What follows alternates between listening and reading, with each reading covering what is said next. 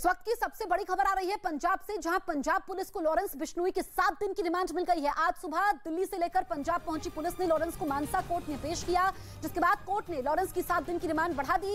इससे पहले दिल्ली की पटियाला हाउस कोर्ट ने 24 घंटे की ट्रांजिट रिमांड पर लॉरेंस बिश्नोई को पंजाब पुलिस को सौंपा था। और पंजाब पुलिस ने हालांकि 10 दिन की रिमांड मिली थी, लेकिन पंजाब पुलिस को अब 7 दिन की रिमांड मिली है। मांग 10 दिन की रिमांड की गई थी और अब पंजाब पुलिस बिश्नोई से पूछताछ करेगी। मानसा कोर्ट ने 7 दिन की रिमांड दी है। इससे पहले कड़ी सुरक्षा में लॉरेंस बिश्नोई को लेकर के लाया गया था।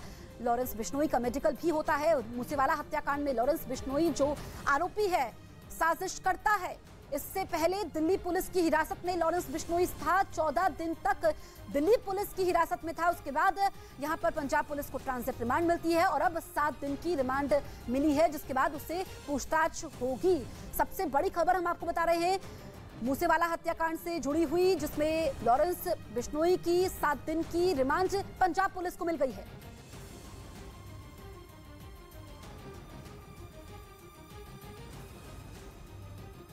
मूसेवाला हत्याकांड के तार लॉरेंस बिश्नोई से जुड़ रहे हैं। तब से ही पंजाब पुलिस की कोशिश थी कि दिल्ली की तिहाड़ जेल में बंद लॉरेंस बिश्नोई को रिमांड पर लिया जाए और उसे अब लॉरेंस बिश्नोई की ट्रांजिट रिमांड मिल गई। पटियाला हाउस कोर्ट ने लॉरेंस बिश्नोई को ट्रांजिट रिमांड पर सौंपा है। दिल्ली की कोर्ट ने पंजाब पुलिस को शर्तों के साथ ट्रांजिट रिमांड भी दी है। पुलिस ने पंजाब ले जाने से पहले मेडिकल करवाया। लॉरेंस को अपनी कस्टडी में लेने के बाद पंजाब पुलिस ने उसे हथकड़ी भी पहनाई और बुलेट प्रूफ गाड़ी में बैठकर पंजाब पहुंची। अब पंजाब पुलिस को 7 दिन की रिमांड लॉरेंस बिश्नोई की मिल गई है।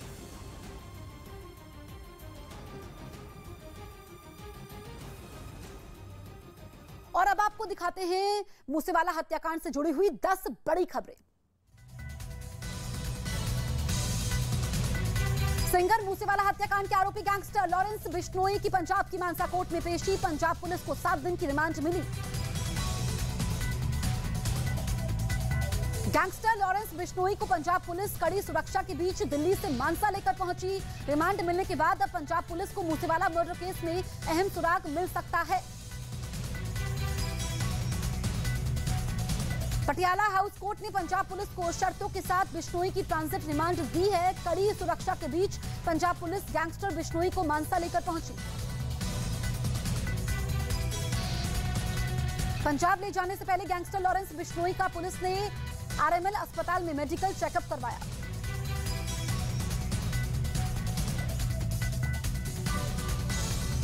मूसेवाला मर्डर केस में पुलिस ने लॉरेंस बिश्नोई के 2 शार्प शूटर्स को गुरुग्राम से गिरफ्तार किया है। लॉरेंस बिश्नोई गैंग के कहने पर शराब कारोबारी भाइयों की हत्या करने का आरोप है। सिंगर मूसेवाला की याद में कांग्रेस नेता दलवीर गोल्डी ने गाना अपलोड किया है।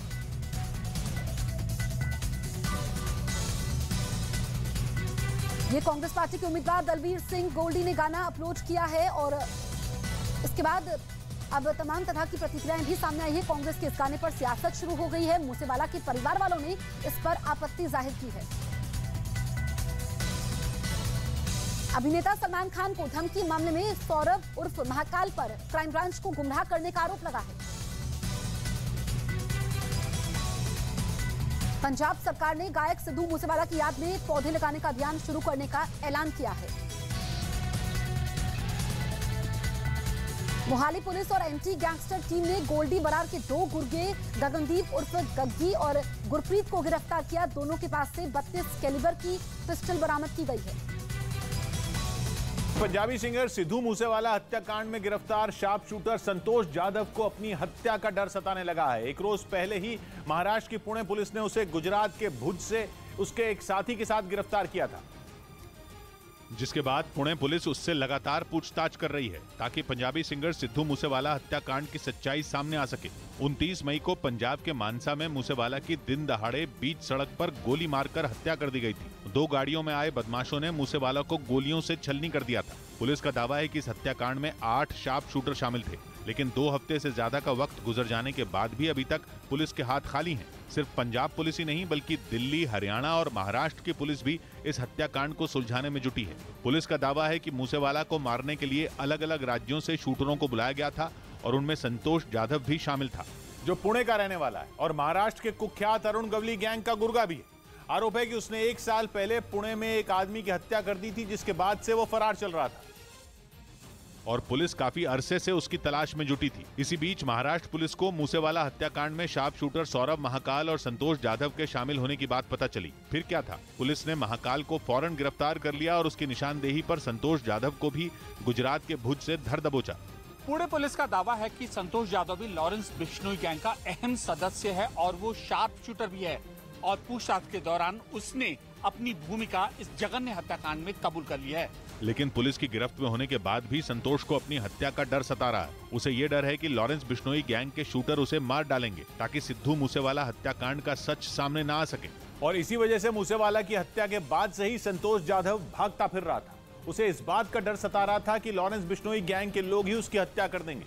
इसके अलावा 4 राज्यों की पुलिस भी उसके पीछे पड़ी थी, जिनसे बचने के लिए वो अलग अलग राज्यों में छिपता फिर रहा था। पुलिस की पूछताछ में उसने बताया कि मूसेवाला की हत्या के बाद वो कुछ दिन दिल्ली के आसपास के इलाकों में छिपा रहा, लेकिन जब खतरा बढ़ा तो संतोष छिपने के लिए गुजरात चला गया। इसके पीछे उसकी दलील यह है कि हरियाणा, पंजाब और दिल्ली में लॉरेंस बिश्नोई गैंग के गुर्गे उसे आसानी से ढूंढ लेते, क्योंकि इन तीनों राज्यों में इस गैंग की अच्छी खासी पकड़ है। इसी वजह से वो अपने साथी नवनाथ सूर्यवंशी की मदद से छुपने के लिए गुजरात के भुज पहुंच गया, जहां वो मांडवी इलाके में एक खंडहर नुमा मकान में कई दिनों तक छिपा रहा। पुलिस और लॉरेंस बिश्नोई गैंग के गुर्गों को चकमा देने के लिए उसने अपना हुलिया भी बदल लिया था। दावा है कि इस दौरान उसके साथी नवनाथ सूर्यवंशी ने उसे एक सिम कार्ड के साथ एक मोबाइल फोन दिया था, जिसकी मदद से वो अपने साथियों के साथ संपर्क में था, जिनमें सौरभ महाकाल भी शामिल था। दावा है कि जब पुणे पुलिस ने सौरभ महाकाल से पूछताछ की तो उसने गुजरात में संतोष जाधव के ठिकाने का पता बता दिया, जिसके बाद पुणे पुलिस की एक टीम भुज पहुंची और फिर संतोष जाधव और उसके साथी नवनाथ सूर्यवंशी को पकड़ लिया। पुलिस का दावा है कि जिस वक्त संतोष को गिरफ्तार किया गया उस वक्त वो गहरी नींद में सोया था। पूछताछ में उसने बताया कि वो गुजरात से विदेश भागने की फिराक में था। उसकी पहली कोशिश नेपाल और फिर वहां से किसी दूसरे देश में जाने की थी, लेकिन विदेश भागने से पहले ही पुलिस ने उसे दबोच लिया। पूछताछ में उसने बताया कि वो सौरभ महाकाल के जरिए लॉरेंस बिश्नोई गैंग के संपर्क में आया और बाद में वो गैंग के लिए काम भी करने लगा। फिलहाल पुणे पुलिस उससे पूछताछ में जुटी है। पंजाब पुलिस की एक टीम भी उससे पूछताछ के लिए वहां पहुंच चुकी है और उम्मीद ये की जा रही है कि संतोष जाधव जल्द ही मूसेवाला हत्याकांड के सारे राज उगल देगा।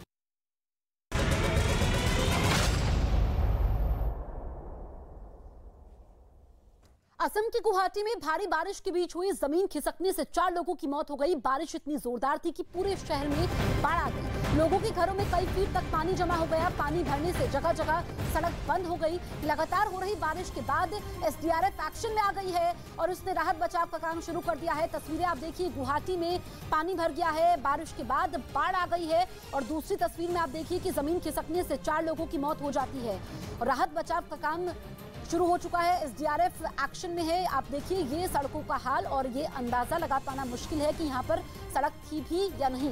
अभी युद्ध स्तर पर राहत बचाव का काम चल रहा है। तो असम की गुवाहाटी की ये तस्वीरें जहाँ पर भारी बारिश के बीच हुए जमीन खिसकने से 4 लोगों की मौत हो जाती है। बारिश इतनी जोरदार थी कि पूरे शहर में बाढ़ आ गई और लोगों को सुरक्षित इलाकों में जाने के लिए भी कहा जा रहा है, क्योंकि जमीन खिसकी है। यहाँ पर 4 लोगों की मौत हुई है। उसके बाद रेस्क्यू का काम तेज कर दिया गया है।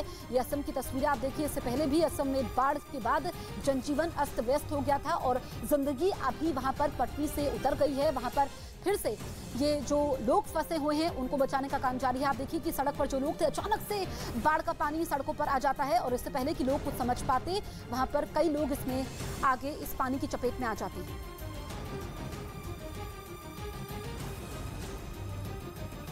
घरों में पानी भरने की तस्वीर सिर्फ गुवाहाटी में एक जगह से ही नहीं आई है, बल्कि ऐसे कई घर हैं जहां 8 से 9 फीट तक पानी जमा हो गया है। लोगों ने घरों की छत पर आशियाना बनाया हुआ है। जो लोग घर से निकल रहे हैं वो नाव का सहारा ले रहे हैं। ये तस्वीरें गुवाहाटी से सामने आई है। आप देखिए कि पानी काफी ज्यादा भर चुका है। लोग इस तरीके से अपनी जिंदगी गुजर बसर कर रहे हैं।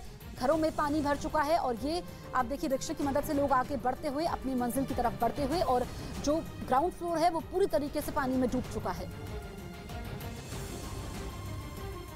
हम उपस्थित हैं गुवाहाटी के हाथीगांव एरिया में। आप देख सकते हैं यहाँ पे कितना ज्यादा कृत्रिम बाढ़ से लोग प्रभावित हुए हैं। सुबह से यहाँ पे लोग एक स्थान से दूसरे स्थान पे जा नहीं पा रहे हैं। और हम आपको बता दें कि ये हम सिर्फ आपको एक स्थान दिखा पा रहे हैं। सिटी में ये है, हम आपको दिखा रहे हैं गुवाहाटी हाथीगांव एरिया से ये सारा दृश्य जो हम आपको दिखा रहे हैं। लेकिन यही सेम कंडीशन है, जो अहम रास्ते हैं, GS रोड हो, RG बोरवा रोड हो, सारे रास्तों में ऐसे ही कृत्रिम बाढ़ से लोग बहुत ज़्यादा प्रभावित हुए हैं। मेघालय में कल रात हुई भारी बारिश के कारण बहुत ज्यादा पानी असम के निचले इलाकों में आ गया और इसी बाढ़ 3 हाथी के साथ एक बच्चा भी बह गया। तेज बहाव में हाथियों के बहने का वीडियो वेस्ट गोरी हिल्स का है। हाथी खाना ढूंढते हुए पहाड़ों से नीचे आए थे, तभी वहां पर फ्लड आया और तीनों हाथियों के साथ बच्चे को भी बहा कर ले गया। जब पानी कम हुआ तो हाथियों ने किनारा पकड़ा और लोगों ने उनको जंगल में खदेड़ दिया। ये तस्वीरें आप देखिए किस तरीके से हाथी बह जाते हैं। अचानक से पानी का बहाव काफी ज्यादा तेज हो जाता है। इसमें एक बच्चा भी बह गया। जानकारी ये मिली है कि हाथी खाना ढूंढने के लिए पहाड़ियों से नीचे आए थे और फिर पानी के तेज बहाव में वो बह जाते हैं। उसके बाद वो आगे उनका रेस्क्यू किया जाता है। तो ये जो वीडियो सामने आया है, ये गुवाहाटी के वेस्ट गोरी हिल्स का वीडियो सामने आया है। हाथी खाना ढूंढते हुए पहाड़ों से नीचे आए थे, तभी फ्लड आया, तीनों हाथियों के साथ बच्चे को भी बहा कर ले गया। जब पानी कम हुआ तो हाथियों ने किनारा पकड़ा और लोगों ने उनको जंगल में खदेड़ दिया।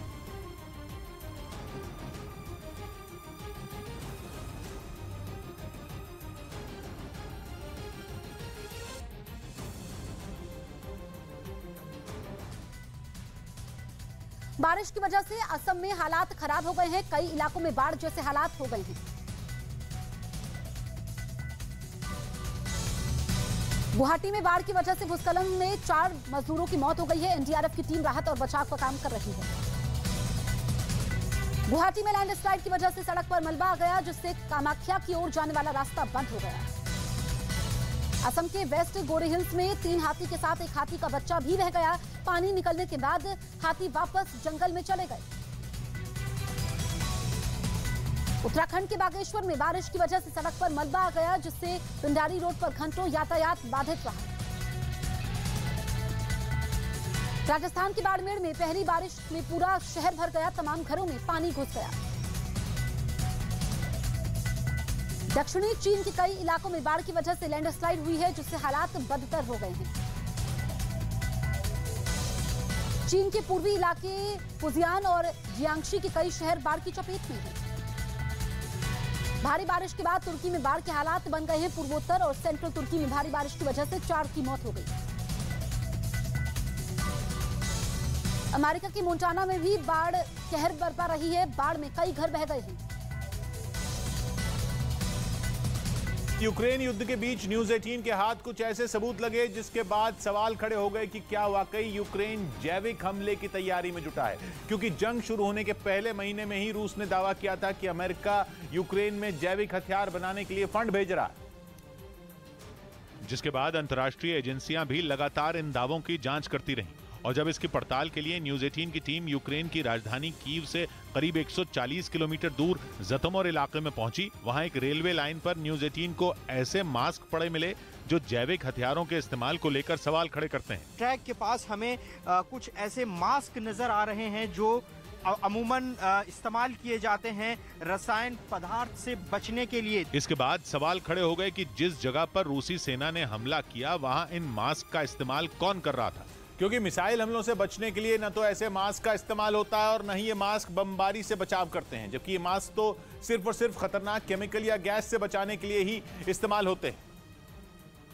ऐसे में माना जा रहा है कि रूस ने इस इलाके को जैविक हथियारों से हमले की तैयारियों की भनक लगने के बाद ही निशाना बनाया और कुछ रोज पहले मिसाइलों से वहां ताबड़तोड़ हमला बोल दिया, जिसकी गवाही वहां मौजूद मालगाड़ी के ध्वस्त हो चुके डिब्बे ने भी दी। ये कोशिश रूस की है कि यहाँ अगर कुछ ऐसी गतिविधि यूक्रेन कर रहा है तो उसको ध्वस्त किया जाए। न्यूज 18 को अपनी पड़ताल में मास्क मिलने वाली जगह के पास कुछ दूरी पर मिट्टी गीली नजर आई, जिसे देखकर लगा कि वहां पर रूसी हमले में तबाह हुए किसी टैंकर से कुछ केमिकल गिरा हो। यहाँ पर हमला हुआ है और देखिए इसी जगह पर कुछ ऐसा तरल पदार्थ पड़ा हुआ नजर आ रहा है जो बताता है कि ये कुछ रासायनिक पदार्थ हो सकता है। जतोमर यूक्रेन का वो इलाका है जिसकी जमीन बेलारूस के बॉर्डर से लगती है और जंग के शुरुआती दिनों में रूस ने अमेरिका पर आरोप लगाया था कि वो बेलारूस की सीमा के पास जैविक हथियारों की फैक्ट्रियों का नेटवर्क तैयार करने की साजिश में जुटा है, जिसके लिए रूस ने अमेरिका पर यूक्रेन को फंड देने का भी आरोप लगाया था। यही नहीं, रूस ने तो इन फैक्ट्रियों में नए वायरस तैयार किए जाने तक का दावा किया था। और इसके सबूत मिलने की भी बात कही थी। इसके साथ ही रूस ने जैविक हथियारों की लैब की जांच के लिए एक आयोग के गठन का भी ऐलान किया था। और माना जा रहा है कि जांच के दौरान जैविक हथियारों से जुड़े अहम सुराग मिलने के बाद ही रूस ने कीव के पास मौजूद जतोमर इलाके को निशाना बनाया। इससे पहले भी रूस ने दावा किया था कि अमेरिका ने एक बड़े षड्यंत्र के तहत यूक्रेन की जैविक लैब में एंथ्रैक्स और प्लेग बैक्टीरिया बनाने पर काम किया ताकि उन्हें रूस के खिलाफ इस्तेमाल किया जा सके। जर्मनी ने पहले विश्व युद्ध में एंथ्रैक्स नाम की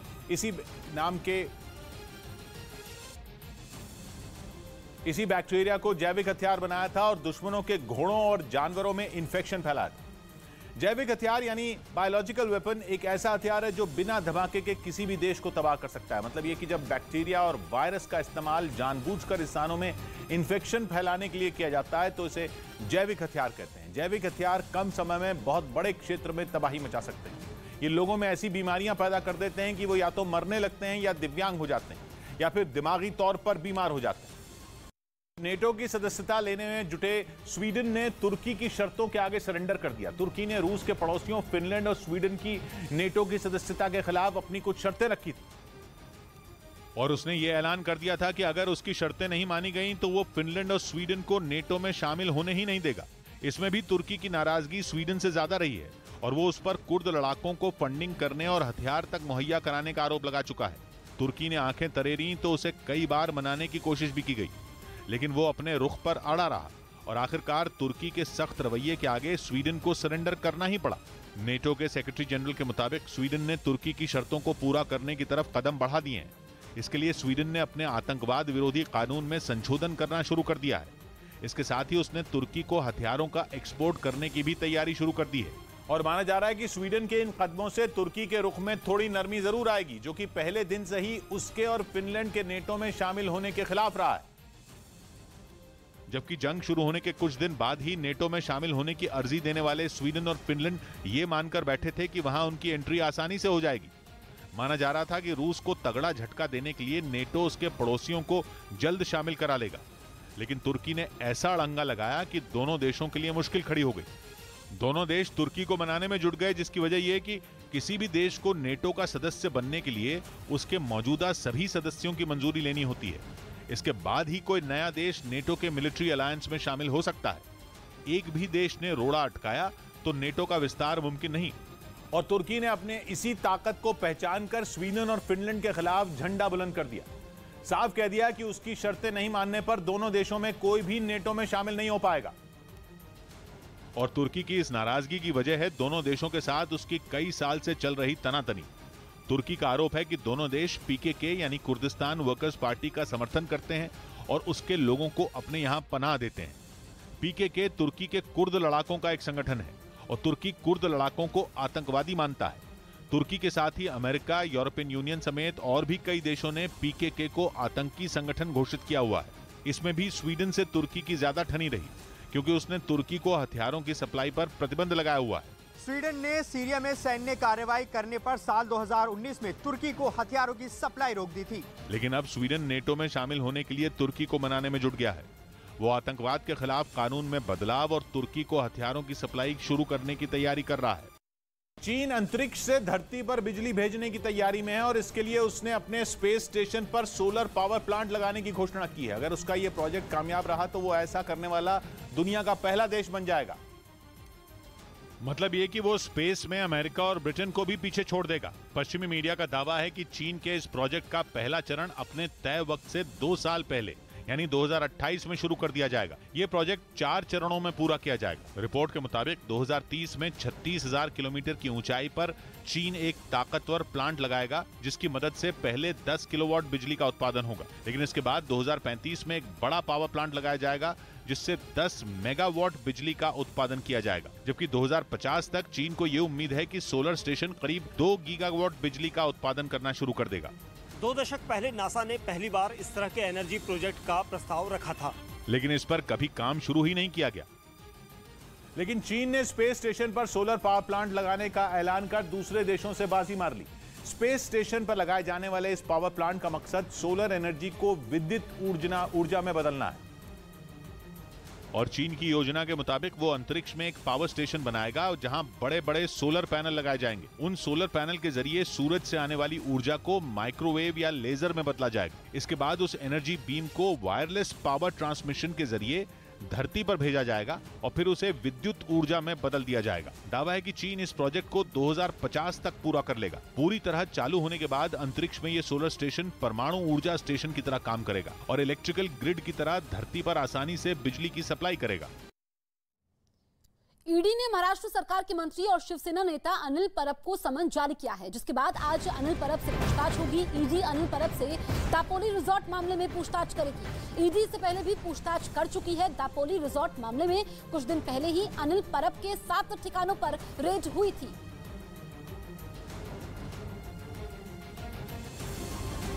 तो मनी लॉन्ड्रिंग केस में अनिल परब को पूछताछ के लिए बुलाया गया है। इससे पहले भी उनसे पूछताछ हुई थी, अब उनको समन दिया गया है। अनिल परब के 7 ठिकानों पर पहले रेड हुई थी।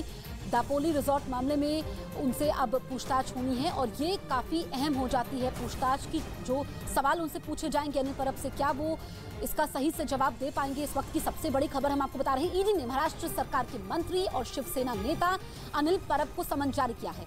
इसके बाद आज अनिल परब से पूछताछ होगी। ईडी अनिल परब से दापोली रिजॉर्ट मामले में पूछताछ करेगी। ईडी इससे पहले भी पूछताछ कर चुकी है। दापोली रिजॉर्ट मामले में कुछ दिन पहले अनिल परब के 7 ठिकानों पर रेड हुई थी।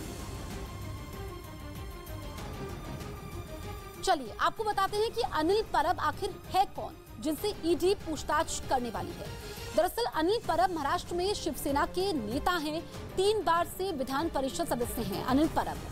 महाराष्ट्र के परिवहन और संसदीय मामलों के मंत्री भी हैं। रत्नागिरी जिले के प्रभारी मंत्री हैं Anil Parab. Money laundering case में ईडी ने 2021 में भी उनसे पूछताछ की थी और अब आज इनसे फिर से पूछताछ होने वाली है।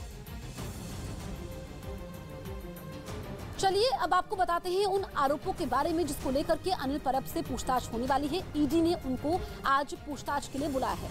अनिल परब पर रिजॉर्ट निर्माण के समय नियमों की अनदेखी का आरोप है। निर्माण के समय कोस्टल रेगुलेशन जोन नियम की अनदेखी का आरोप है। निर्माण में गड़बड़ी के साथ जमीन खरीद में भी धांधली के आरोप अनिल परब पर लगे हैं। आपको बता दें कि कुछ दिन पहले परब के ठिकानों पर भी छापेमारी हुई थी। मारिउपोल पर रूस के कब्जे के बाद अब रूस की निगाहें काले सागर के किनारे बसे ओडेसा पर है। मारिउपोल के बाद ये यूक्रेन का दूसरा सबसे बड़ा बंदरगाह भी है जिस पर रूस के कब्जा कर रूस यूक्रेन का संपर्क पूरी तरीके से समुद्री तट रेखा से खत्म करना चाहता है। तो ओडेसा पर रूस की निगाहें हैं, लैंडलॉक करना चाहता है यूक्रेन को और रूस लगातार ये ख्वाब देख रहा है। दरअसल ओडेसा पर यूक्रेन का सबसे बड़ा बंदरगाह।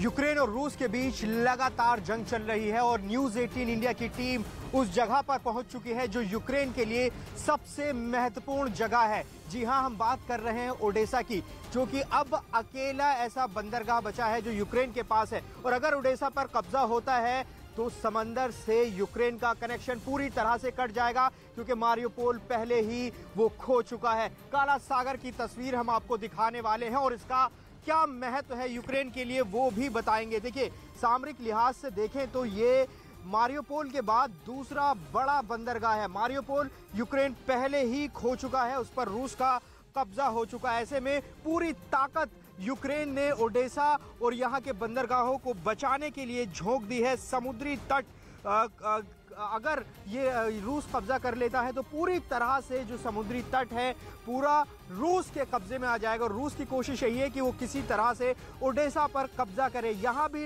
लगातार हमले हो रहे हैं। आपको बता दें कि यहाँ से करीब 70 किलोमीटर दूर क्रीमिया है, जहाँ पर रूस की बड़ी नौसेना मौजूद है, साथ ही बड़े बड़े युद्धपोत हैं। इसके अलावा यहाँ से 20 समुद्री मील दूरी पर ऐसे कई पनडुब्बियां रूस की हैं और युद्धपोत हैं जो यूक्रेन पर निशाना लगाए हुए हैं। कभी भी वो हमला कर सकते हैं, लेकिन यूक्रेन ने भी इस पूरे इलाके को महफूज रखने के लिए अपनी पूरी तैयारियां यहाँ पर की हैं। बताया जा रहा है कि यूक्रेन ने सी माइंस बिछाई हैं, साथ ही जो समुद्र के किनारे जो ये तटीय इलाका आप देख रहे हैं, इन इलाकों में भी लैंड माइंस बताया जा रहा है कि बिछी हुई हैं, क्योंकि अगर रूसी सैनिक अंदर यहाँ ब्लैक सी के जरिए दाखिल होते हैं तो वो उनको रोका जा सके। तो पूरी तैयारी न सिर्फ यूक्रेन की है बल्कि रूस भी ओडेसा के जरिए इस शहर पर कब्जा करना चाहता है। दरअसल कई ठिकानों पर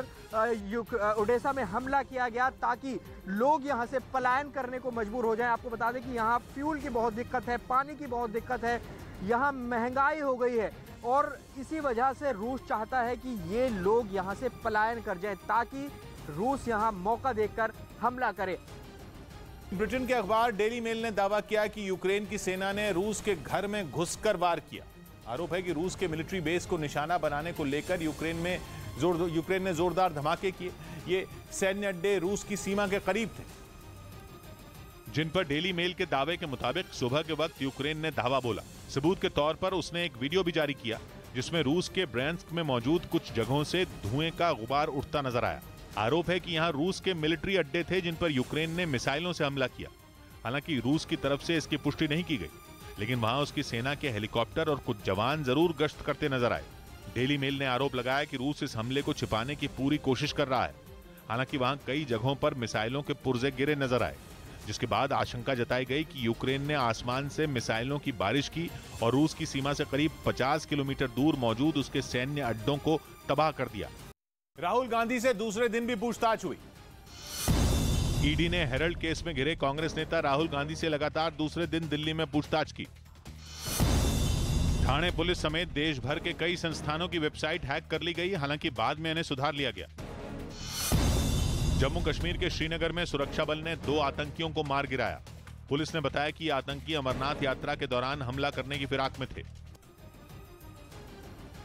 मारिउपोल के बाद अब रूस की नजर यूक्रेन के ओडेसा पर है। रूस लगातार ओडेसा पर कब्जा करने की कोशिश कर रहा है, तो यूक्रेन भी इतनी आसानी से इसे खोना नहीं चाहता और रूस को हर संभव जवाब देने की तैयारी में भी जुट गया है। काले सागर के किनारे बसा ओडेसा यूक्रेन के लिए बहुत ही महत्वपूर्ण शहर है। मारिउपोल पहले यूक्रेन खो चुका है, ओडेसा पर नजर है रूस की और वो इसे कब्जाना चाहता है, क्योंकि अगर ओडेसा पर रूस कब्जा कर लेता है तो आप समझिए यूक्रेन का समुद्र से पूरी तरह से कनेक्शन कट जाएगा और समुद्र से कनेक्शन कटने का नुकसान यूक्रेन को बहुत बड़ा उठाना पड़ेगा। न सिर्फ वो उसको सैन्य जो मदद है वो नहीं मिल सकती है, साथ ही पूरी तरह से लैंडलॉक कंट्री बन जाएगा। देखिए, काले सागर के किनारे हम यहाँ से रिपोर्ट जरूर कर रहे हैं, लेकिन हमें बताया गया है कि सी माइंस हो सकती हैं और ये जो तटीय इलाका है, जो समुद्र का किनारा है, यहाँ पर जो आप ये झाड़ियाँ देख रहे हैं, यहाँ पर भी माइंस हो सकती हैं। ये हमको स्पष्ट बताया गया है, लिहाजा जो ट्रैक है, इस तरह से जो ट्रैक है हम उसी पर चलें, ये हमें स्पष्ट निर्देश दिए गए हैं, क्योंकि ओडेसा भी रूस के निशाने पर है और यहाँ भी लगातार रूसी सेना हमला कर रही है और कब्जा करने की कोशिश कर रही है। हम आगे दिखाने की कोशिश करेंगे कि आखिर किस तरह से यहाँ किनारे से अगर हम जाते हैं किनारे की तरफ तो क्या स्थिति है। यहाँ आप देखिए पूरा जो ट्रैक बना हुआ है, आमतौर पर यहाँ लोग आपको नज़र नहीं आएंगे, यहाँ आमतौर पर लोग होते हैं लेकिन फिलहाल नज़र नहीं आएंगे। आप तस्वीर देख सकते हैं, यहाँ लोग नहीं हैं, यहाँ कुछ इशारा कर रहे हैं। क्या कुछ कह रहे हैं? डेंजर। देखिए ये हमारे यहाँ पर ड्राइवर हैं जो कि हमसे कह रहे हैं कि यहाँ से चलिए, यहाँ खतरा हो सकता है। डेंजर कह रहे हैं, हम और भाषा नहीं समझ पा रहे हैं इनकी। क्या कुछ कहना चाह रहे हैं? डेंजर। देखिए ये कह रहे हैं कि हम यहाँ से निकल चले, यहाँ सही नहीं है ठहरना और यहाँ इजाज़त भी नहीं है। जिस जगह से हम आपको रिपोर्टिंग दिखा रहे हैं, जिस जगह से ग्राउंड रिपोर्ट हम आपको दिखा रहे हैं, लिहाजा हमें यहाँ से निकलना होगा, क्योंकि आसपास कई ऐसी जगह हैं जहाँ जो रूस के निशाने पर है, जहाँ यूक्रेन ने अपनी तैयारी की है कि वो माइंस बिछा सकता है, लैंड माइन हो सकती हैं, सी माइंस हो सकती हैं, तो लिहाजा हमें यहाँ से निकलना पड़ेगा। यूक्रेन की सेना ने एक वीडियो जारी किया जिसमें उसके जवान ड्रोन हमले की तैयारी करते दिखाई दिए। यूक्रेन ने दावा किया कि उसने इसी तरह के ड्रोन हमलों से रूस की सेना को भारी नुकसान पहुंचाया। और जो वीडियो सामने आया उसमें यूक्रेन के सैनिक बम को ड्रोन में नीचे की तरफ लगाते नजर आए। बम को सही तरीके से लगाने के बाद वो ड्रोन को उड़ाते दिखे। बताया गया कि रूस के सैनिक जिन इलाकों में छिपे होते हैं वहां निशाना बनाकर उनके ठिकानों पर हमला कर तबाह कर दिया जाता है, जिसके कई वीडियो पहले भी सामने आ चुके हैं, जिनमें ड्रोन के जरिए रूस के जवानों और उनके ठिकानों को ढूंढ ढूंढ कर निशाना बनाते दिखाया गया। सरकार ने अग्निपथ योजना का ऐलान किया। रक्षा मंत्री राजनाथ सिंह ने सेना से जुड़ी अग्निपथ योजना का ऐलान किया, जिसके तहत युवाओं को 4 साल के लिए सेना में भर्ती किया जाएगा। 4 साल की सेवा के बाद 25% को सेना में स्थायी कर दिया जाएगा और जो रिटायर होंगे उन्हें केंद्र और राज्य सरकारों की नौकरी में प्राथमिकता दी जाएगी। जेडीयू ने अपने प्रवक्ता अजय आलोक समेत 4 नेताओं को अनुशासनहीनता के आरोप में पार्टी से बाहर कर दिया। माना जाता है कि ये सभी केंद्रीय मंत्री आरसीपी सिंह के करीबी थे, जिन्हें जेडीयू ने पिछले दिनों राज्यसभा उम्मीदवार नहीं बनाया था। खबर है कि शक्ति कपूर के बेटे सिद्धांत की मेडिकल रिपोर्ट में यह बात सामने आई कि उन्होंने नशीला पदार्थ लिया था। ओडेसा पर रूस के हमले जारी हैं। रूस ने यहां पर बनी बिल्डिंग और सरकारी दफ्तरों को निशाना बनाया, बल्कि बड़े व्यापारिक प्रतिष्ठान भी अब रूस के निशाने पर हैं। रूस ने ओडेसा के एक ऐसे सुपरमार्केट को अपना निशाना बनाया जिसमें कई मल्टीनेशनल कंपनियों के आउटलेट बने हुए थे।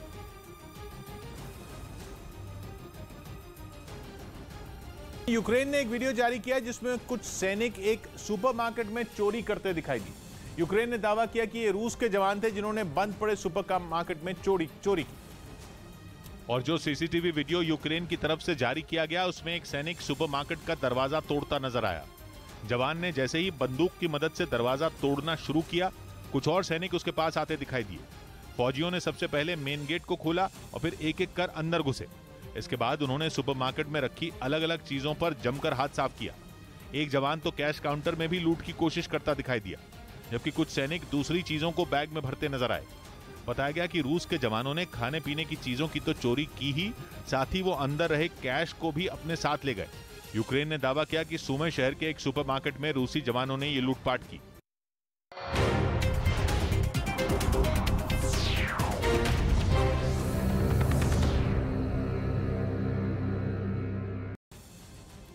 जबकि जंग शुरू होने के कुछ दिन बाद ही नेटो में शामिल होने की अर्जी देने वाले स्वीडन और फिनलैंड ये मानकर बैठे थे कि वहां उनकी एंट्री आसानी से हो जाएगी।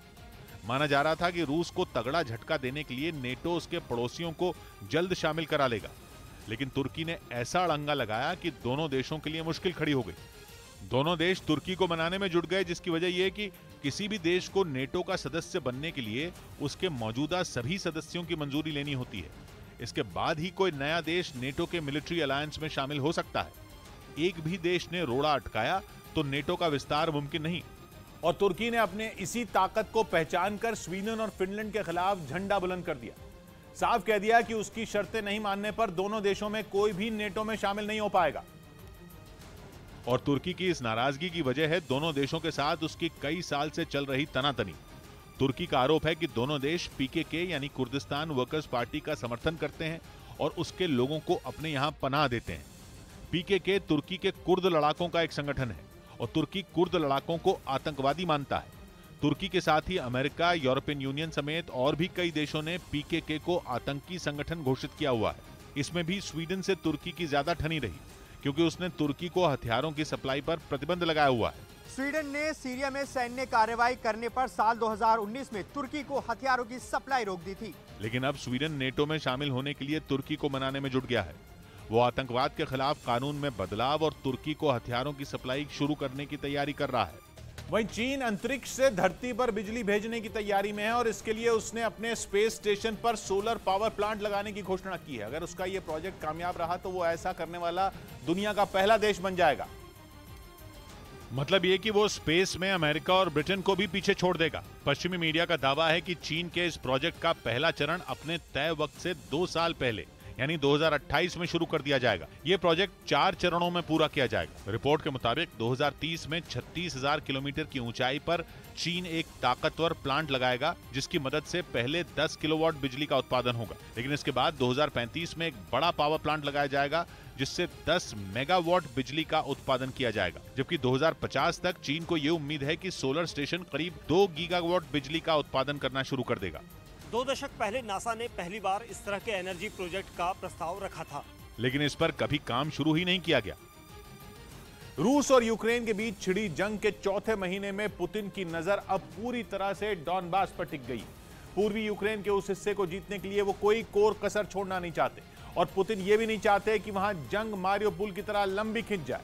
इसीलिए उन्होंने एक बार फिर अपने सबसे वफादार रमजान कादिरव पर ही भरोसा जताया और कादिरव ने भी डॉनबास को कब्जे में लेने के लिए अपने सबसे खूंखार कमांडर को युद्ध में उतार दिया। अपने लड़ाकों का एक वीडियो जारी करते हुए कादिरव ने दावा किया कि जल्द ही उनके लड़ाके पुतिन को एक और बड़ी जीत का तोहफा देंगे। और साथ ही रमजान कादिरव ने यह दावा भी किया कि जेलेंस्की की सेना उनके लड़ाकों की ताकत के आगे अब ज्यादा दिनों तक टिक नहीं पाएगी, क्योंकि यूक्रेन की जंग में कादिरव ने अपने एक और खूंखार कमांडर को उतार दिया है। कादिरव ने अपने करीबी कमांडर मूसा अखमतोव का वीडियो जारी करते हुए उसे बेहद बेरहम और खतरनाक कातिल बताया। साथ ही उन्होंने यूक्रेन के सैनिकों को चेतावनी भी दे दी कि वो मूसा के हाथों से बच नहीं पाएंगे। हालांकि रमजान कादिरव ने यह साफ नहीं किया कि उन्होंने मूसा अखमतोव को यूक्रेन के किस हिस्से की जंग में उतारा है, लेकिन जिस तरह की बड़ी जीत की बात वो कर रहे हैं उससे यही माना जा रहा है कि मूसा को पूर्वी यूक्रेन की जंग फतह करने के लिए मैदान में उतारा गया है। क्योंकि चेचन लड़ाकों के साथ मिलकर लड़ रही पुतिन की सेना की पूरी ताकत इस वक्त यूक्रेन के पूर्वी इलाके डॉनबास को जीतने में लगी है। रूसी सेना और कादिरव के लड़ाके मिलकर वहां लुहांस्क और डोनेस्क के अलग अलग हिस्सों में भीषण हमले बोल रहे हैं। लेकिन सबसे खूनी जंग छिड़ी है लुहांस्क के सेवेरोडोनेस्क में, जहां पुतिन और जेलेंस्की की सेनाएं 2 हफ्तों से ज्यादा समय से एक दूसरे पर ताबड़तोड़ हमले बोल रही हैं।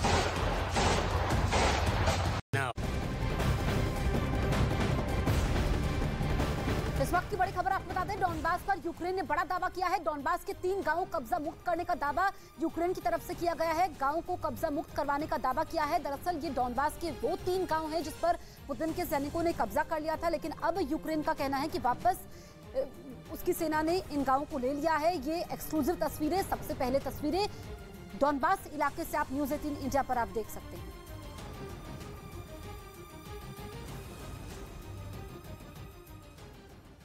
रूसी सेना चेचन लड़ाकों और यूक्रेन के विद्रोहियों के एक साथ मिलकर किए जा रहे हमलों का भी यूक्रेन के सैनिक जमकर जवाब दे रहे हैं। सेवेरोडोनेत्स्क में भी जंग लंबी खिंचती जा रही है। माना जा रहा है कि इसी वजह से रमजान कादिरव मारियोपोल जैसी ही रणनीति अपनाने पर मजबूर हो गए। और कादिरव की रणनीति यह है कि किसी भी तरह से दुश्मन के दिल में खौफ पैदा कर दो। इसके लिए रमजान कादिरव अपने लड़ाकों का वीडियो जारी करते हैं और उसमें उनकी जमकर तारीफ करते हैं, उन्हें खूंखार, बेरहम और खतरनाक बताते हैं। और ऐसा करके कादिरव न सिर्फ दुश्मनों के बीच डर पैदा करते हैं बल्कि अपने लड़ाकों का हौसला भी बढ़ाते हैं। मारियोपोल की जंग के वक्त भी कादिरव ने अपने कमांडरों के ऐसे ही वीडियो जारी किए थे जिनमें वो ताबड़तोड़ हमले बोलते दिखाई दिए थे। कादिरव ने उस वक्त भी दावा किया था कि जल्द ही उनके लड़ाके उन्हें बड़ा तोहफा देंगे, जिसके कुछ दिन बाद ही मारियोपोल पर रूस का पूरी तरह कब्जा हो गया था। और अब सेवेरोडोनेत्स्क की जंग के दौरान भी रमजान कादिरव ने एक वीडियो जारी कर दिया। अपने लड़ाकों पर भरोसा जताते हुए उन्होंने पूर्वी यूक्रेन के युद्ध में भी जल्द एक तोहफा मिलने की बात कही, जिसके बाद माना जा रहा है कि आने वाले दिनों में सेवेरोडोनेत्स्क की जंग और भी भीषण होगी। वहां कब्जे के लिए चेचन लड़ाके रूसी सेना के साथ मिलकर 2 हफ्तों से ज्यादा वक्त से लड़ रहे हैं। शहर के बाकी बचे हिस्से में मोर्चा संभाले यूक्रेन के सैनिक भी उनके हमलों का जोरदार जवाब दे रहे हैं। लेकिन अब कादिरव के नए कमांडर मूसा अखमतोव के जंग में उतरने के बाद माना जा रहा है कि चेचन लड़ाके अब और ताकत से हमले बोलेंगे। अपने आका रमजान कादिरव को जल्द से जल्द तोहफा देने के लिए वो सेवेरोडोनेत्स्क में यूक्रेन के सैनिकों को घुटनों पर लाने में कोई कोर कसर नहीं छोड़ेंगे। वहीं रमजान कादिरव ने एक और वीडियो जारी किया जिसमें उनके लड़ाके एक घायल सैनिक के आसपास बैठे दिखाई दिए। कादिरव ने दावा किया कि घायल सैनिक यूक्रेन का है और वो जंग के दौरान उनके लड़ाकों की गिरफ्त में आ गया। जिसके बाद चेचन लड़ाकों ने जेलेंस्की के घायल सैनिकों से बातचीत का एक वीडियो बना लिया। रमजान कादिरव ने अपने टेलीग्राम चैनल पर यह वीडियो जारी करते हुए दावा किया कि यूक्रेन के सैनिकों में उनके लड़ाकों का इतना खौफ है कि वो चेचन लड़ाकों से जंग ही नहीं लड़ना चाहते। चेचन लड़ाकों की गिरफ्त में आए जिस सैनिक को यूक्रेन का बताया गया वो भी बुरी तरह घायल दिखाई दिया। इसके साथ ही उसके चेहरे पर कादिरव के लड़ाकों के बीच होने का खौफ भी नजर आया। वीडियो में वो घायल सैनिक चेचन लड़ाकों के हर सवाल का जवाब कांपती आवाज में देता नजर आया। और इसी वीडियो को जारी करके रमजान कादिरव ने जेलेंस्की को धमकी दे दी कि वो पश्चिमी देशों से मदद लेना बंद कर दें। कादिरव ने दावा किया कि रूस के साथ जंग में यूक्रेन को पश्चिमी देश भी नहीं बचा पाएंगे। और कादिरव ने ऐसा दावा इसलिए किया क्योंकि वो आने वाले दिनों में यूक्रेन पर और भी खतरनाक हमले की तैयारी कर रहे हैं। रमजान कादिरव ने चेतावनी दी कि उनके लड़ाके रूसी सेना के साथ मिलकर यूक्रेन के सैनिकों को सबक सिखाएंगे। वो ऐसा हमला बोलेंगे कि जेलेंस्की के जवानों को भागने तक की जगह नहीं मिलेगी। कादिरोव ने चेचन लड़ाकों के कब्जे में आए सैनिक का वीडियो जारी करके ये भी साफ कर दिया कि अगर यूक्रेन ने रूस के सामने जल्द घुटने नहीं टेके तो आने वाले दिनों में यूक्रेन की सेना के हर सैनिक का हाल ऐसा ही होगा। इधर पंजाबी सिंगर सिद्धू मूसेवाला हत्याकांड में गिरफ्तार शार्प शूटर संतोष जाधव को अपनी हत्या का डर सताने लगा है। एक रोज पहले ही महाराष्ट्र की पुणे पुलिस ने उसे गुजरात के भुज से उसके एक साथी के साथ गिरफ्तार किया था, जिसके बाद पुणे पुलिस उससे लगातार पूछताछ कर रही है ताकि पंजाबी सिंगर सिद्धू मूसेवाला हत्याकांड की सच्चाई सामने आ सके। 29 मई को पंजाब के मानसा में मूसेवाला की दिन दहाड़े बीच सड़क पर गोली मारकर हत्या कर दी गई थी। 2 गाड़ियों में आए बदमाशों ने मूसेवाला को गोलियों से छलनी कर दिया था। पुलिस का दावा है कि इस हत्याकांड में 8 शार्प शूटर शामिल थे, लेकिन 2 हफ्ते से ज्यादा का वक्त गुजर जाने के बाद भी अभी तक पुलिस के हाथ खाली हैं। सिर्फ पंजाब पुलिस ही नहीं बल्कि दिल्ली, हरियाणा और महाराष्ट्र की पुलिस भी इस हत्याकांड को सुलझाने में जुटी है। पुलिस का दावा है कि मूसेवाला को मारने के लिए अलग अलग राज्यों से शूटरों को बुलाया गया था और उनमें संतोष जाधव भी शामिल था, जो पुणे का रहने वाला है और महाराष्ट्र के कुख्यात अरुण गवली गैंग का गुर्गा भी है। आरोप है कि उसने 1 साल पहले पुणे में एक आदमी की हत्या कर दी थी, जिसके बाद से वो फरार चल रहा था और पुलिस काफी अरसे से उसकी तलाश में जुटी थी। इसी बीच महाराष्ट्र पुलिस को मूसेवाला हत्याकांड में शार्प शूटर सौरभ महाकाल और संतोष जाधव के शामिल होने की बात पता चली। फिर क्या था, पुलिस ने महाकाल को फौरन गिरफ्तार कर लिया और उसकी निशानदेही पर संतोष जाधव को भी गुजरात के भुज से धर दबोचा। पुणे पुलिस का दावा है कि संतोष जाधव भी लॉरेंस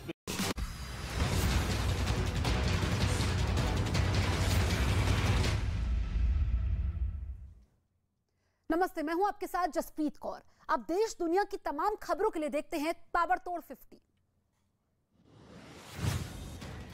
जम्मू कश्मीर के शोपिया में सुरक्षा बल के जवानों ने मुठभेड़ में 2 आतंकवादियों को मार गिराया। बताया गया कि मारे गए दोनों आतंकी लश्कर के थे और 2 जून को कुलगाम में हुई एक बैंक मैनेजर की हत्या में इन्हीं आतंकवादियों का हाथ था। जम्मू कश्मीर के कुलगाम में सुरक्षा बल और आतंकवादियों के बीच मुठभेड़ हो गई। खबर है कि इस इलाके में 3 आतंकवादियों के छिपे होने की खबर मिलने के बाद पूरे इलाके को घेरा गया, जिसके बाद दोनों तरफ से फायरिंग शुरू हुई। पश्चिम एशियन क्वाड की पहली बैठक अगले महीने होगी। वर्चुअल तरीके से होने वाली इस बैठक में भारत के साथ इजराइल, अमेरिका और यूएई हिस्सा लेंगे। लखनऊ के मडियाओं इलाके में पुलिस ने मुठभेड़ के बाद एक बदमाश को गिरफ्तार कर लिया। बताया गया कि गिरफ्तार किए गए बदमाश की डकैती और हत्या के कई मामलों में पुलिस को तलाश थी।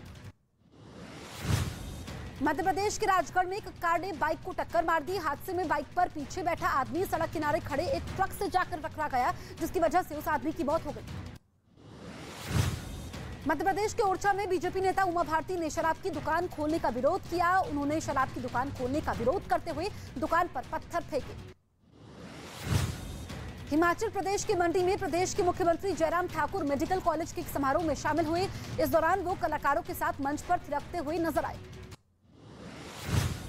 ईडी ने रिजॉर्ट मनी लॉन्ड्रिंग केस में महाराष्ट्र के मंत्री अनिल परब को समन भेजकर आज पूछताछ के लिए बुलाया है। कुछ दिन पहले इसी मामले को लेकर अनिल परब के ठिकानों पर छापेमारी हुई थी। उत्तर प्रदेश के उन्नाव में 2 पक्षों के बीच किसी बात पर विवाद हो गया और थोड़ी ही देर में दोनों पक्षों के बीच जमकर मारपीट हुई। इस मारपीट का वीडियो सोशल मीडिया पर वायरल भी हो गया। खबर है कि पाकिस्तान के पूर्व राष्ट्रपति परवेज मुशर्रफ को पाकिस्तानी सेना की एयर एम्बुलेंस से वापस पाकिस्तान लाया जा सकता है। परवेज मुशर्रफ यूएई के एक अस्पताल में भर्ती हैं और उनकी हालत काफी नाजुक बताई गई। मध्य प्रदेश के भिंड में पंचायत चुनाव के समय पुलिस ने अवैध शराब से भरी 2 गाड़ियों को पकड़ा। इन गाड़ियों से 440 पेटी शराब जब्त की गई। साथ ही इन गाड़ियों को चला रहे ड्राइवरों को भी गिरफ्तार किया गया। राजस्थान के झालावाड़ में एसीबी की टीम ने कार्रवाई करते हुए महिला थाने में तैनात एएसआई को 10,000 रुपए की रिश्वत लेते हुए पकड़ लिया। मुंबई के साकीनाका में देर रात पानी की पाइपलाइन फट गई, जिसकी वजह से लाखों लीटर पानी बर्बाद हो गया। असम में लगातार बारिश और बाढ़ से हाल बेहाल हो गए हैं। कई जगहों पर जमीन खिसकने की खबर है, जबकि बाढ़ की वजह से 4 लोगों की मौत भी हो गई। बताया गया कि बाढ़ की वजह से जंगली जानवरों को काफी ज्यादा नुकसान पहुंचा है। गुवाहाटी में भारी बारिश का साइड इफेक्ट दिखा। कई इलाकों में जलभराव, घरों में पानी घुस गया। असम में बारिश के बाद बाढ़ जैसे हालात, सड़कों पर दिखा सैलाब। कई गांवों में रास्ता कटने से लोग परेशान हो गए। गुजरात के जामनगर में बारिश ने किसानों की मेहनत पर पानी फेरा। मंडी में रखी मूंगफली की फसल बर्बाद हो गई। राजस्थान की बाड़मेर में जोरदार बारिश से बिगड़े हालात। सड़कों पर डूबी नजर आई गाड़ियां, घरों में पानी घुसने से परेशान हुए लोग। जम्मू कश्मीर के राजौरी के जंगलों में दूर दूर तक फैली आग की लपटें, काफी मशक्कत के बाद आग पर काबू पाया गया। यूपी की मथुरा में भीषण आग से गोदाम जलकर राख, दमकल की कई गाड़ियों ने आग पर काबू पाया। कानपुर की चकेरी में एक सप्लाई गोदाम में भीषण आग लगने से लाखों का नुकसान हुआ, फायर ब्रिगेड ने मौके पर पहुंचकर आग पर काबू पाया। यूपी के फतेहपुर में रेत लादकर ले जा रहे डंपर में भीषण आग लग गई, ड्राइवर ने कूदकर अपनी जान बचाई। इंदौर में लेडी गैंग ने एक लड़की की जमकर पिटाई कर दी, ये वीडियो अब सोशल मीडिया पर वायरल हो रहा है। यूपी के बदायूं में शराबी युवक की लोगों ने जमकर पिटाई की, नशे की हालत में राहगीरों को चाकू दिखाकर दहशत फैलाने का आरोप। बिहार के सुपौल में दिन दहाड़े दुकानदार की बेरहमी से पिटाई, मारपीट की यह घटना सीसीटीवी कैमरे में रिकॉर्ड हो गई। महाराष्ट्र के औरंगाबाद में एक शादी समारोह के समय अचानक एक मकान का छज्जा गिरा, हादसे में 20 से ज्यादा लोग घायल हुए। राजस्थान की रणथंभौर टाइगर रिजर्व से आई हैरान करने वाली तस्वीर, बाघिन सुल्ताना अपने बच्चों को जबड़ों के बीच दबाई नजर आई, वीडियो सोशल मीडिया पर वायरल। मध्य प्रदेश के विदिशा में पत्नी को सरपंच बनाने के लिए एक शख्स गांव की महिलाओं के पैरों में गिर गया। लखनऊ के जानकीपुरम इलाके में एक महिला के घर पर फायरिंग और बमबाजी का वीडियो वायरल हो गया, बदमाश ने पहले कॉल बेल बजाई फिर फायरिंग की। यूपी के बरेली में स्टेट बैंक ऑफ इंडिया में 6 लाख रुपए की चोरी, घटना के बाद बैंक परिसर में व्यापारियों ने धरना प्रदर्शन किया। नोएडा पुलिस ने मुठभेड़ के बाद 2 झपटमारों को गिरफ्तार किया, चोरी की बाइक और 7 मोबाइल बरामद किए। कानपुर हिंसा के मास्टरमाइंड जफर हाशमी का कबूलनामा, हिंसा फैलाने की तैयारी कई दिन पहले की गई थी, उन्नाव से भी उपद्रवी बुलाए गए थे। यूपी के हाथरस में हिंसा के आरोपी मोहम्मद जुबैर के खिलाफ केस दर्ज, सोशल मीडिया पर अभद्र पोस्ट करने का आरोप है। यूपी के कुशीनगर में बेकाबू बस ने ट्रक में मारी टक्कर, हादसे में 4 लोगों की मौत, करीब 30 लोग घायल हुए। राजस्थान में आरक्षण आंदोलन फिर भड़का, भरतपुर नेशनल हाईवे पर धरने पर बैठे माली, शाक्य, मौर्य और कुशवाहा समाज के लोग सरकार से 12% आरक्षण की मांग की। मोहाली पुलिस और एंटी गैंगस्टर टीम को बड़ी कामयाबी, गैंगस्टर गोल्डी बरार के 2 गुर्गे गिरफ्तार, बदमाश के पास से पिस्टल बरामद। सिद्धू मूसेवाला मर्डर केस के मास्टरमाइंड लॉरेंस बिश्नोई को 7 दिन की पुलिस रिमांड, मानसा कोर्ट ने पंजाब पुलिस को दी remand. Sidhu Moosewala murder case में पंजाब पुलिस करेगी लॉरेंस बिश्नोई से पूछताछ। सिद्धू मूसेवाला की याद में लाखों पेड़ लगाएगी पंजाब सरकार, मूसेवाला की मां ने सरकार से की थी पेड़ लगाने की अपील। राष्ट्रपति चुनाव की रणनीति बनाने के लिए आज ममता बनर्जी की सोनिया गांधी समेत 22 दलों के शीर्ष नेताओं के साथ बैठक, आगे की रणनीति तैयार करने के लिए बैठक बुलाई।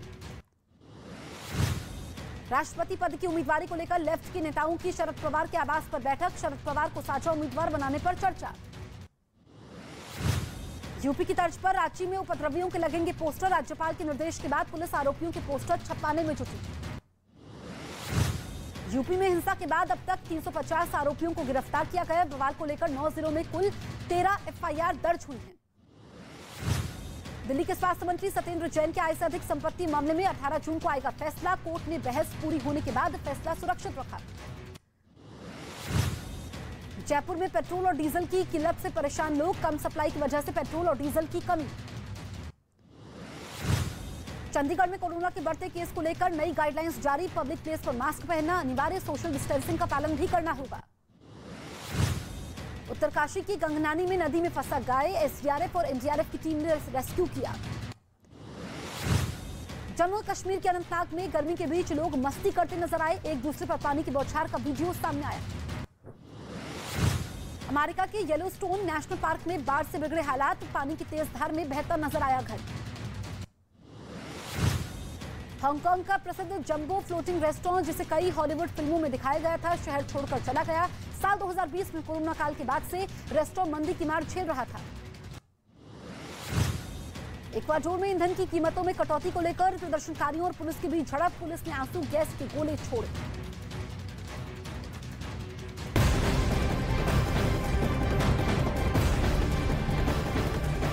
जम्मू कश्मीर से बड़ी खबर आ रही है, वहां शोपिया में सुरक्षा बल को बड़ी कामयाबी मिली है। सुरक्षा बल के जवानों ने मुठभेड़ के बाद 2 आतंकवादियों को मार गिराया है। बताया गया कि 2 जून को वहां एक बैंक अधिकारी की हत्या में ये आतंकी शामिल थे। लश्कर के 2 आतंकी मारे गए हैं। जम्मू कश्मीर से इस वक्त की बड़ी खबर हम आपको बता रहे हैं। शोपिया में मुठभेड़ होती है जहां पर सुरक्षा बलों को बड़ी कामयाबी मिलती है।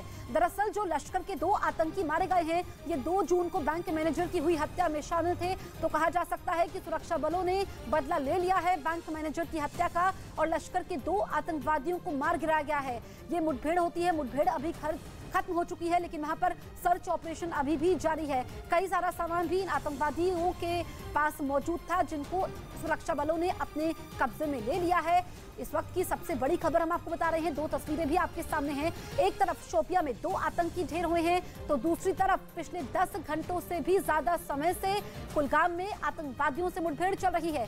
खबर है कि वहां 3 आतंकी छिपे हुए हैं। सुरक्षा बल के जवान लगातार उनको घेरने की कोशिश कर रहे हैं और दोनों ही इलाके, चाहे हम शोपिया की बात करें, यहाँ बात करें कुलगाम की, ये सुरक्षा के लिहाज से काफी संवेदनशील इलाके हैं और शोपिया में मुठभेड़ खत्म हो चुकी है, जबकि कुलगाम में 10 घंटे से ज्यादा समय से मुठभेड़ चल रही है। जानकारी ये मिली है कि यहाँ पर 3 से ज्यादा आतंकी छिपे हो सकते हैं।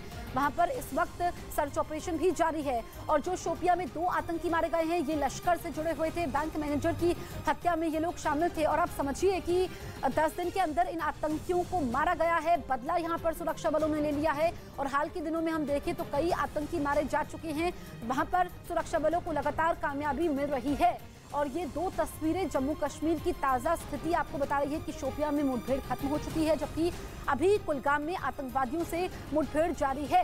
पूरे इलाके को सुरक्षा बलों ने कॉर्डन ऑफ किया हुआ है ताकि वहां से कोई भी आतंकी भाग ना पाए। तो बैंक कर्मचारी की जो हत्या शोपिया में होती है, उसका बदला ले लिया गया है और सुरक्षा बल ने आतंकवादियों को ढेर कर दिया है शोपिया में। रिफत मेरे सहयोगी इस वक्त फोन लाइन पर मौजूद है। रिफत, 2 तस्वीरें हम दिखा रहे हैं। शोपिया में सुरक्षा बलों को बड़ी कामयाबी, दूसरी तस्वीर कुलगाम की। दोनों की स्थिति आप बताइए, ताजा अपडेट क्या है?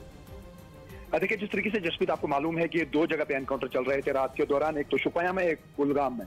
और जो कुलगाम में एनकाउंटर है वो अभी भी जारी है, लेकिन शुपाया में रात के दौरान ही 2 मिलिटेंट मारे गए हैं और पुलिस का कहना है कि एक का नाम जान मोहम्मद है और वो इन्वॉल्व था विजय कुमार की किलिंग में। आपको मालूम है कि 2 जून को एक बैंक मैनेजर जिसका ताल्लुक राजस्थान से था, उसकी हत्या कर दी गई और उसकी इन्वॉल्वमेंट बताई जा रही है जान मोहम्मद की, और उसको आज मार दिया गया है एनकाउंटर में। लेकिन जो शुपाया में, ये जो कुलगाम में अभी एनकाउंटर जारी है, उसमें बताया जा रहा है कि एक मिलिटेंट वो है जो इन्वॉल्व है, फीमेल टीचर। आपको मालूम है कुलगाम में ही एक फीमेल टीचर जिसका ताल्लुक सांबा जम्मू से था, उसकी हत्या कर दी गई थी और बताया जा रहा है कि वो भी वहां पे ट्रैप हुआ है।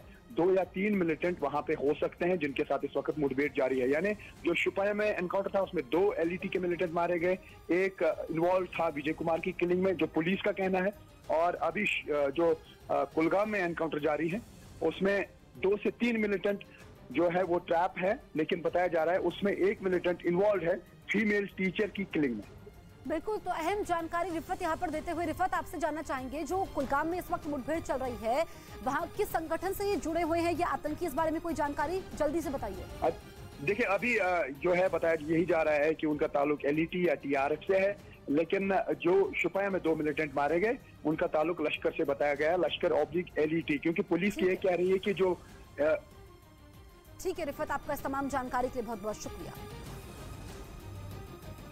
तो जम्मू कश्मीर के शोपिया में मुठभेड़ खत्म हो चुकी है। लश्कर के 2 आतंकी मारे गए थे। इसमें से जो 2 आतंकी मारे गए हैं, इसमें एक आतंकी जो बैंक मैनेजर की हत्या में शामिल था। और बड़ी खबर एक और है, जो कुलगाम में इस वक्त मुठभेड़ चल रही है, इसमें 3 आतंकी छिपे हुए हैं। इसमें बताया जा रहा है कि एक आतंकी जिसने महिला टीचर की हत्या की थी वो इसमें छिपा हुआ है। तो जवाबी कार्रवाई यहाँ पर सुरक्षा बलों की तरफ से देखने को मिल रही है और बड़ी कामयाबी भी मिलती हुई दिखाई दे रही है।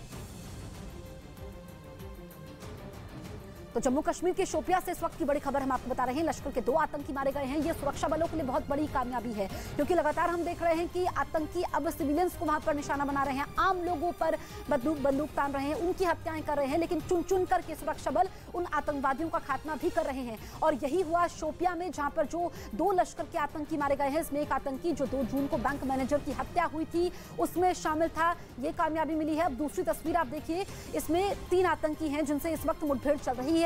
जो कुलगाम में ऑपरेशन चल रहा है उसको 10 घंटे से भी ज्यादा समय बीत चुका है। इसमें जानकारी ये मिली है कि एक आतंकी जो महिला टीचर की हत्या में शामिल था वो भी वहां पर इस वक्त छिपा हुआ है। अब दो तस्वीरें आप देख लीजिए। बैंक मैनेजर की गोली मारकर हत्या होती है 2 जून को और बदला ले लिया गया है। 15 जून है आज। आप समझिए कि आतंकी ढेर किया गया है। जो लश्कर का ये आतंकी था जिसने बैंक मैनेजर की गोली मारकर हत्या की थी। तो यहाँ पर एक कड़ा संदेश भी सुरक्षा बलों की तरफ से देने की कोशिश है कि जो भी आतंकी वारदातों में शामिल रहेगा, आम नागरिकों को निशाना बनाएगा, उसका हश्र क्या होगा।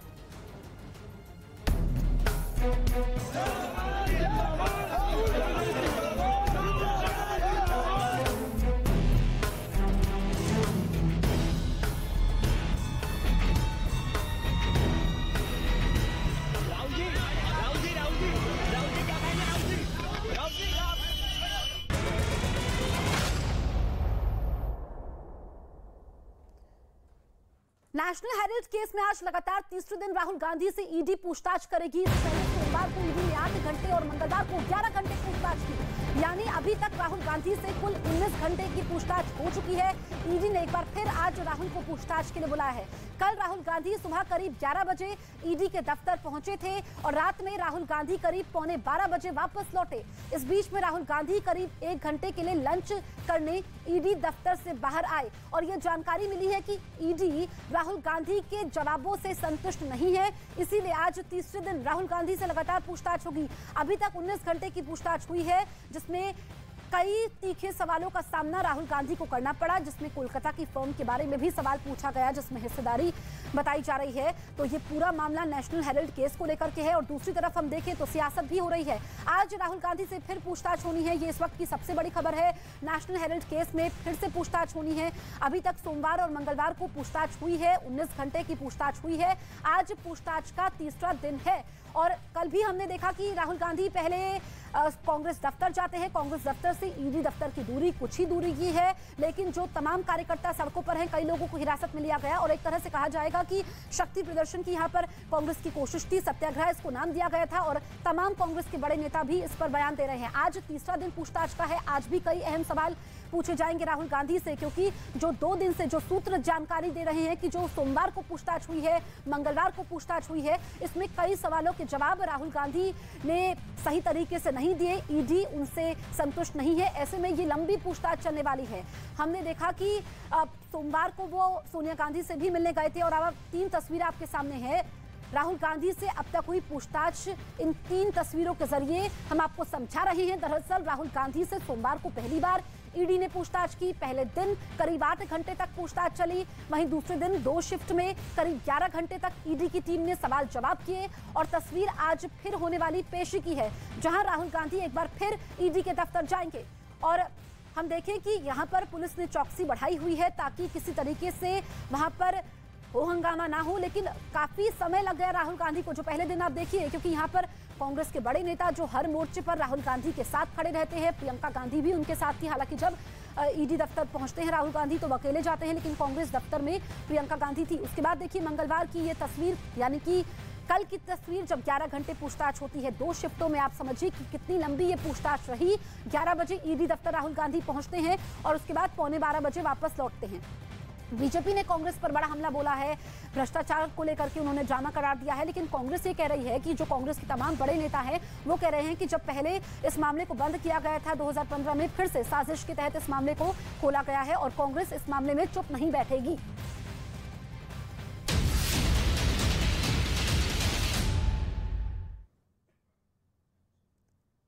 अब देखिए देश दुनिया की 20 बड़ी खबरें। नेशनल हेराल्ड केस में आज लगातार तीसरे दिन राहुल गांधी से ईडी पूछताछ करेगी। इससे पहले सोमवार को ईडी ने 8 घंटे और मंगलवार को 11 घंटे पूछताछ की। अब तक राहुल गांधी से कुल 19 घंटे की पूछताछ हो चुकी है।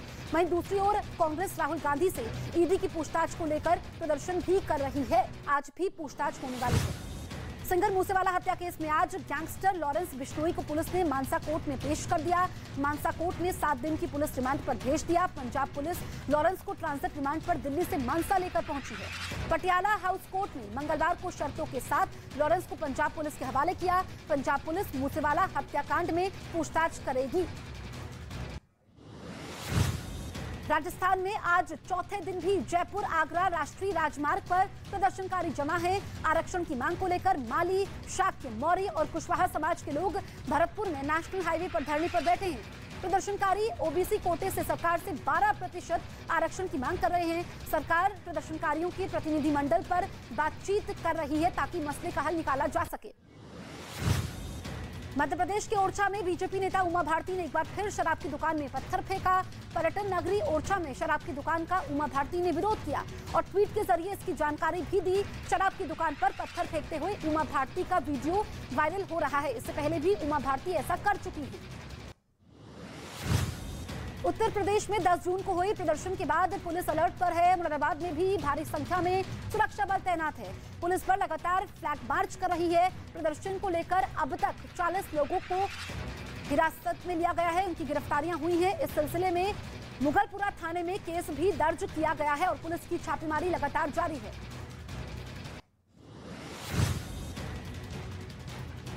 मध्य प्रदेश के जबलपुर का एक वीडियो वायरल हो रहा है जिसमें बच्चे की देखभाल के लिए रखी गई आया बेरहमी से 2 साल के मासूम की पिटाई कर रही है। सीसीटीवी फुटेज के आधार पर मां बाप ने आया के खिलाफ केस दर्ज करवाया, जिसे अब गिरफ्तार कर लिया गया है। छत्तीसगढ़ के जांजगीर चांपा में करीब 105 घंटों से ज्यादा समय तक चले रेस्क्यू ऑपरेशन को पूरा कर लिया गया है। बोरवेल में फंसे 10 साल के बच्चे राहुल साहू को बचाव दल ने सकुशल बाहर निकाल लिया है। 5 दिन पहले रेस्क्यू के बाद करीब 65 फीट लंबी टनल बनाकर बच्चे को बाहर निकाला गया। बच्चे को बाहर निकालने के बाद उसे ग्रीन कॉरिडोर बनाकर अस्पताल भी भेजा गया। उत्तर प्रदेश के उन्नाव में मामूली विवाद में 2 पक्षों में मारपीट हो गई। मारपीट का वीडियो सोशल मीडिया पर वायरल है जिसमें महिलाएं और पुरुष आपस में लड़ते दिखाई दे रहे हैं। स्थानीय लोगों ने किसी तरह मामले को शांत करवाया। मारपीट की घटना एक घर में लगे सीसीटीवी कैमरे में कैद हो गई।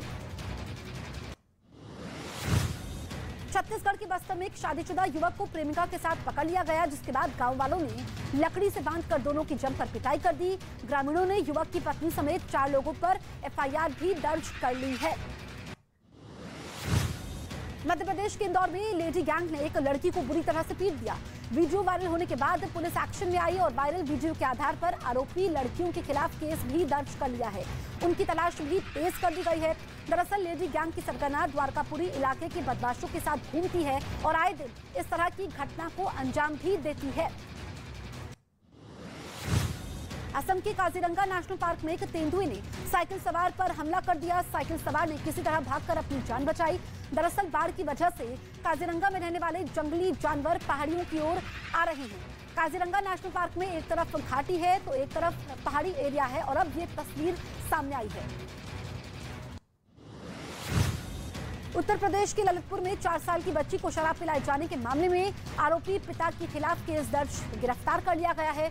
ललितपुर में एक 4 साल की मासूम बच्ची को शराब पिलाए जाने का वीडियो सोशल मीडिया में वायरल हुआ था।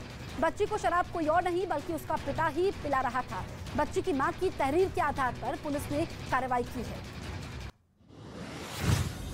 राजस्थान के झालावाड़ में एसीबी टीम ने महिला थाने में तैनात एएसआई 10,000 रुपए की रिश्वत लेते हुए उसे ट्रैप किया। आरोपी एएसआई ने धाराओं को कम करने के एवज में रिश्वत मांगी थी। झालावाड़ एसीबी टीम ने जाल बिछाया और आरोपी एएसआई को रंगे हाथों पकड़ने में कामयाबी भी हासिल की है।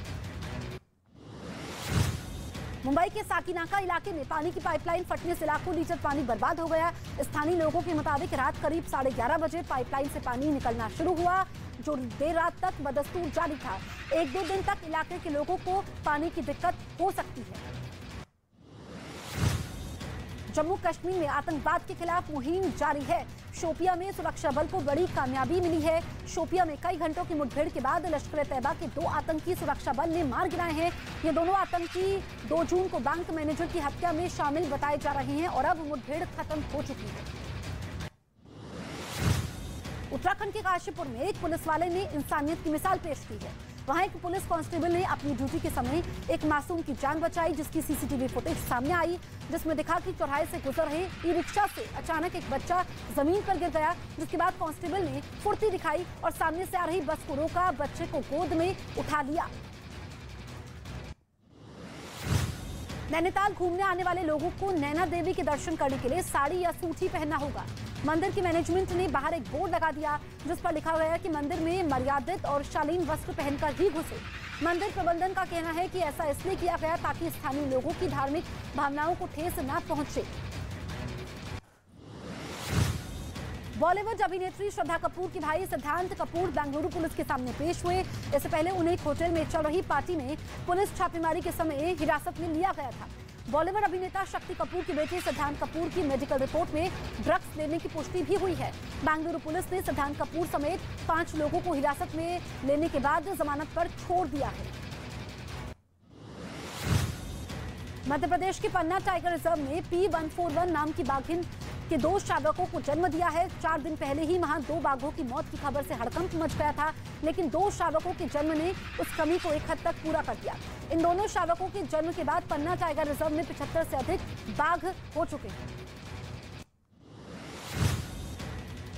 असम में भारी बारिश के चलते कई इलाकों में बाढ़ जैसे हालात बन गए हैं। गुवाहाटी भी बारिश की वजह से पूरी तरह प्रभावित हुई है। गुवाहाटी में बाढ़ के चलते हुए लैंडस्लाइड में 4 लोगों की मौत हो चुकी है, जबकि कई लोग फंसे हुए हैं। एनडीआरएफ की टीम राहत और बचाव के काम में जुटी है। वहीं दूसरे राज्यों से आ रहे बारिश के पानी की वजह से मुश्किलें बढ़ चुकी हैं।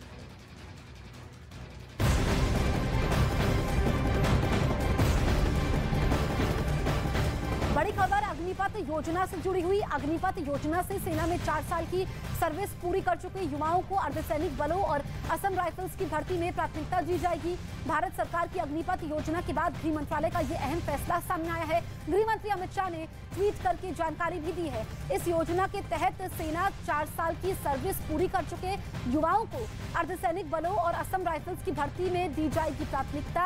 इतना ही नहीं, अग्निपथ योजना से सेना में 4 साल की सर्विस पूरी कर चुके युवाओं को उत्तर प्रदेश पुलिस और संबंधित अन्य सेवाओं में भी प्राथमिकता दी जाएगी।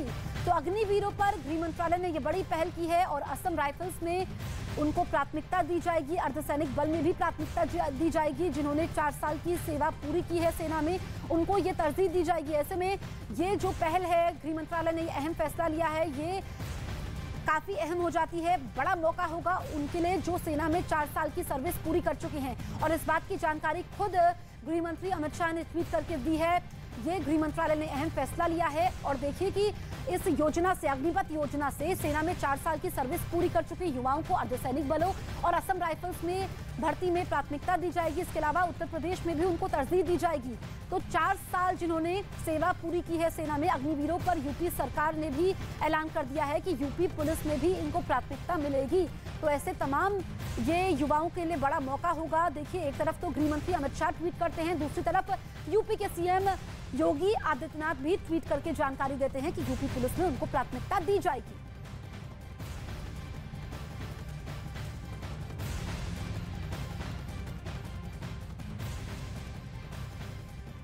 थोक महंगाई दर में इजाफा दर्ज किया गया। थोक महंगाई दर मई में बढ़कर 15.88% हो गई, जबकि अप्रैल में ये 15.08% रही थी। असम के गुवाहाटी में हुई भारी बारिश के बाद वहां के कई इलाकों में पानी भर गया। पटना की एमपी एमएलए कोर्ट ने आरजेडी के बाहुबली विधायक अनंत कुमार सिंह को AK-47 रखने के मामले में दोषी ठहरा दिया। यूक्रेन में जारी जंग के बीच जर्मनी ने अपने आधुनिक टैंक KF-51 पैंथर का वीडियो जारी कर दिया। दावा किया गया कि यह रूस के घातक टैंकों को धूल चटाने की भी ताकत रखता है, क्योंकि इसे खास तौर पर रूस से लोहा लेने के लिए ही बनाया गया है। वीडियो में जर्मनी का दमदार टैंक गोले बरसाता नजर आया। बताया गया कि जर्मनी ने इसे सारी आधुनिक सुविधाओं से लैस किया है, जिसमें हथियारों के साथ ही ड्रोन को कंट्रोल करने का सिस्टम भी मौजूद है और उसकी इन्हीं खूबियों की